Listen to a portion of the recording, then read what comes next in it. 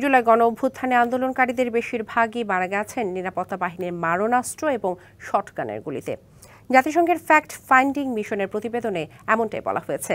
সংস্থাটির সুপারিশ, মানবাধিকার নিশ্চিতে বিলুপ্ত করতে হবে র্যাব এবং এনটিএমসি।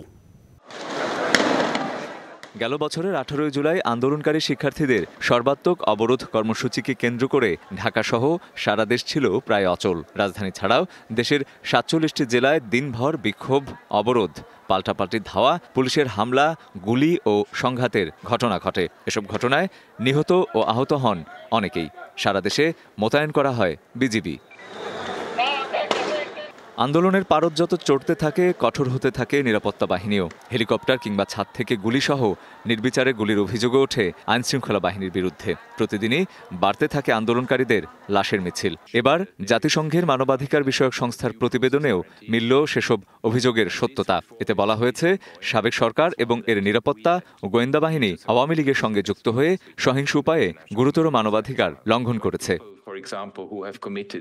মাঠের অলরাউন্ডার আমি, আর ঘরের allrounder Tylox. Tylox toilet cleaner, clean মানেই টাইলক্স। শত শত বিচার বহির্ভূত হত্যাকাণ্ড এবং হাজারো বিক্ষোভকারীর বিরুদ্ধে জোরপূর্বক বল প্রয়োগ করা হয়। একই সঙ্গে ঘটে নির্বিচারে আটক, নির্যাতন এবং অন্যান্য নিগ্রহের ঘটনা। জাতিসংঘ বলছে, জুলাই আন্দোলনে নিহত 1400-এরও বেশি বিক্ষোভকারী। অধিকাংশের প্রাণ গেছে নিরাপত্তা বাহিনীর মারণাস্ত্র ও শটগানের গুলিতে। আর বেশিরভাগ ক্ষেত্রেই আন্দোলনকারীদের বুক ও মাথা লক্ষ্য করে শটগান চালায় নিরাপত্তা বাহিনী। প্রধান উপদেষ্টার আমন্ত্রণে জাতিসংঘের ফ্যাক্ট ফাইন্ডিং মিশন তদন্ত শুরুর পর থেকেই আলোচনা ছিল কি থাকবে প্রতিবেদনে। বুধবার জেনেভায় মানবাধিকার বিষয়ক হাইকমিশনার ফলকার তুর্ক এই প্রতিবেদন পেশ করেন। জাতিসংঘের সংস্থাটি র্যাব ও National Telecommunication Monitoring Centre NTMC বিলুপ্তির সুপারিশও করেছে। জুলাই আন্দোলনের সময়ই দুটি সংস্থার বিরুদ্ধে গুরুতর মানবাধিকার লঙ্ঘনের অভিযোগ ওঠে। রঞ্জন শুভ্র, ডিবিসি নিউজ ডেস্ক।